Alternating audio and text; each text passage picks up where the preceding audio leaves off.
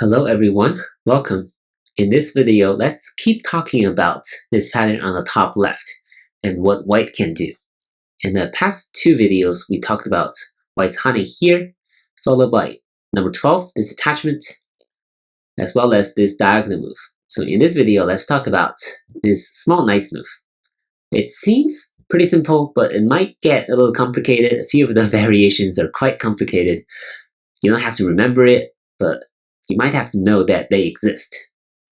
Of course, the idea for white is to keep building a wall on the outside. So it's a viable move, of course, even without the corner. If you have a pattern like number 9, then number 10 is an intuitive move, right? Trying to stay on top. Of course, you're hoping that black will crawl on the second line and then you stay on top on the third line. And this will be good for white.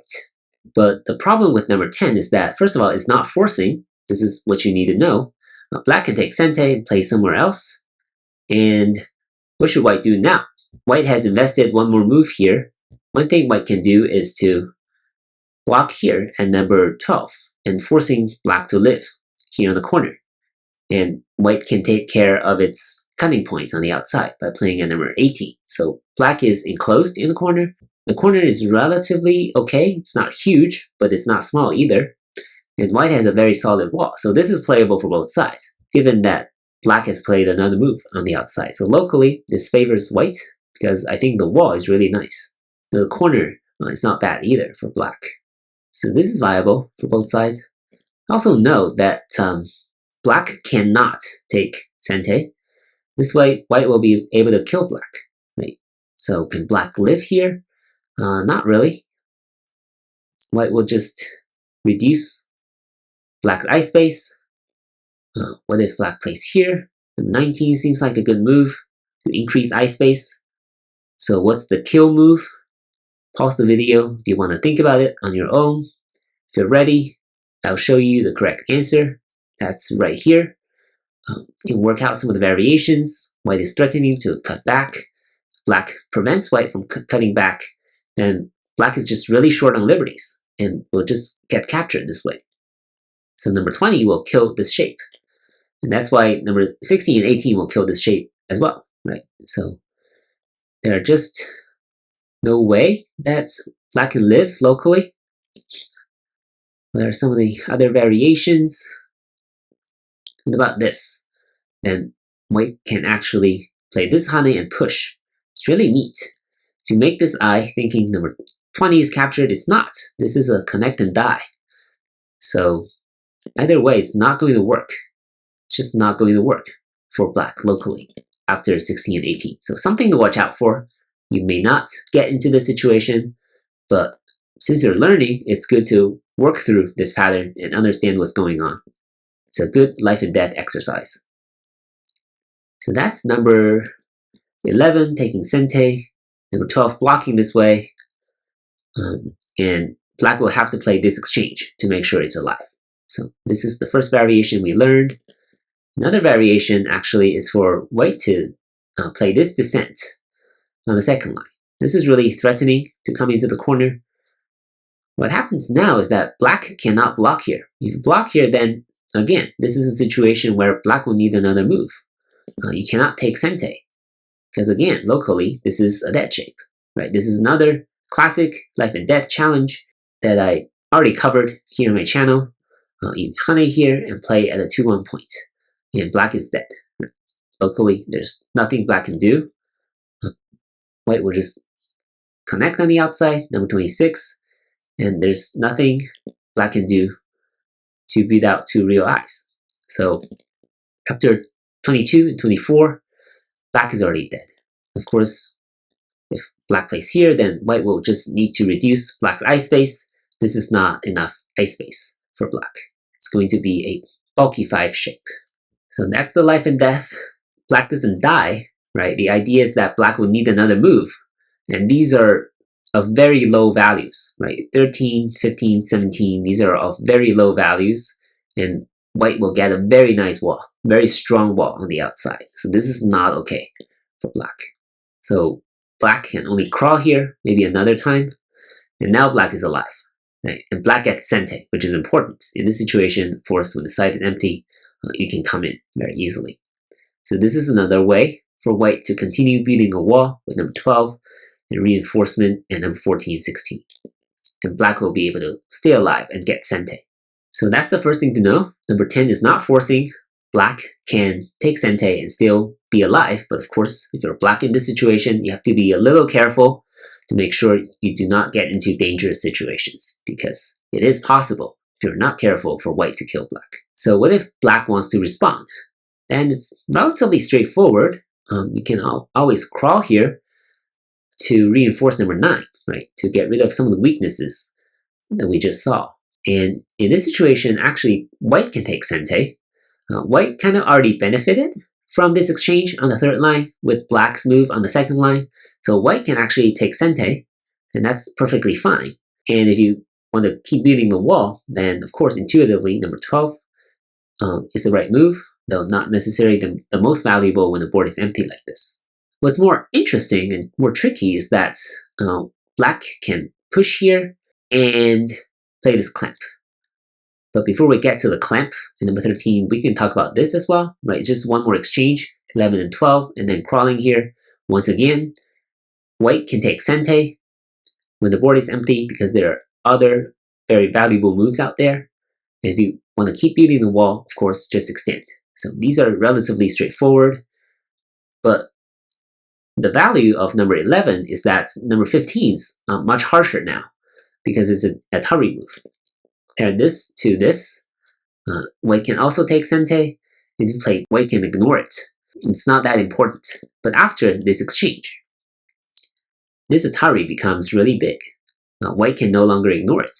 Capturing this stone would be super solid, very, very profitable for black. Right? And white most likely will have to connect here. And black will get to build on the upper side. So that's what number 11, this exchange, does. It kind of raises the stakes a little bit. So this is also okay and playable for both sides. The most complicated variation actually is this clamping move. So since we're here, I'll have to introduce this, but it's just not okay for white to connect here. This is too comfortable, right?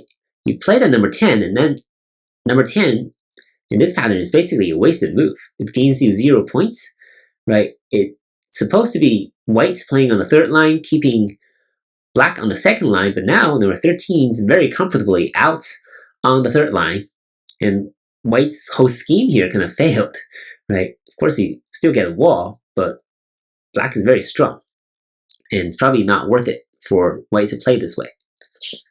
So that's why this move exists, and in this situation, white will have to come down here, and of course, black cannot just get cut off like this.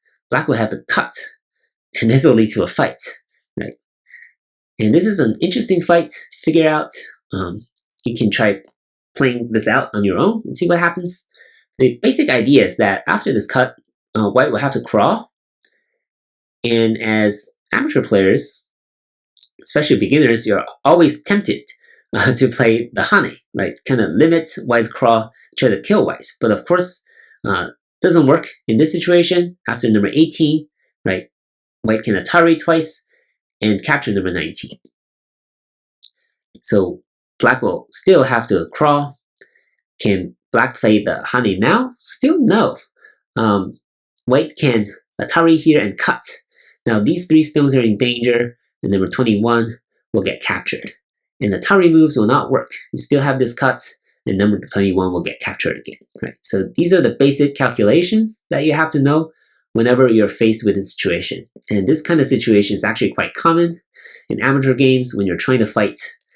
And this is actually kind of a Joseki, right? Because black is, by extending here, black is getting a wall on the outside, which is not bad.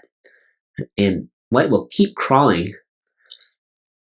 And the bottom line for black is that black doesn't want white to get to the 3rd line. So you just keep extending on the 3rd line. And now white will extend again. And now black can probably play the Hane. But the problem, of course, is that after 26 and 28, the corner will be killed. And this is the strongest move, I think, by both sides. It'll be something like this. And of course, black can keep playing, exhausting white's liberties from the outside. And this will be a ko, right? White can play at number 38 and 40. Now this is only one liberty left for black, but black can capture here. White has all kinds of co-threats on the outside. It's a local co-threat. Of course, black can live this way, but this is not going to be good for black, right? Black still has a cutting point here, and white has a very solid wall. So this is not okay. Black is better off playing here, preserving the wall on the outside. Black has a local co-threat by capturing here. White will have to throw in. Black captures again. Now white will have to do this cut, right? Something like this. And now white will capture. If black has no other co-threats, black can just capture these 3 stones, and white will capture this way. So this is actually not terrible for black, even though the whole corner is gone. Because black has a wall here, the corner is secured, and black, it's actually not bad, not as bad as you think. White is at 60%, which is not that great at all. It's actually quite even so after these 50 moves. So, of course, very complicated, but it's just one way that this can play out. Or, of course, if you're black in this situation, you can keep beating the wall, right? Knowing that you probably already die in this ko, you can keep building a wall. Maybe the co-threats elsewhere on the board will be in black's favor. So maybe playing a 29 is even better for black, even though the corner will be captured by white. So of course this will depend on what's happening on the left side, what's happening on the upper right, and this will potentially get very complicated. But I think number 13, 14, up to 25 are the initial moves for this variation, and it can get really complicated. So something to watch out for. Definitely don't want to try this if you're a beginner, but if you're in for some adventure as black, when your opponent played at number 10 for some reason, you can try this and see what happens. If your opponent relents and connects, then black benefits, obviously. If your opponent plays here, then you can get to cut here and have some fun. So that's the idea. It gets a little complicated. But remember the basics, right? Number 10 is about building a wall on the outside. And if you're really afraid of the variation you just saw as white, you can go back to the pattern we saw in the previous video, which is right here, something like this, or something like this. Let's review, right? This will be a fight. And this way, white will keep building a wall on the outside. So these are all viable variations. If you're really nervous about some of them, just avoid it. You have so many options. Please remember that. As always, if you have questions, please let me know. Good luck, and thank you for watching.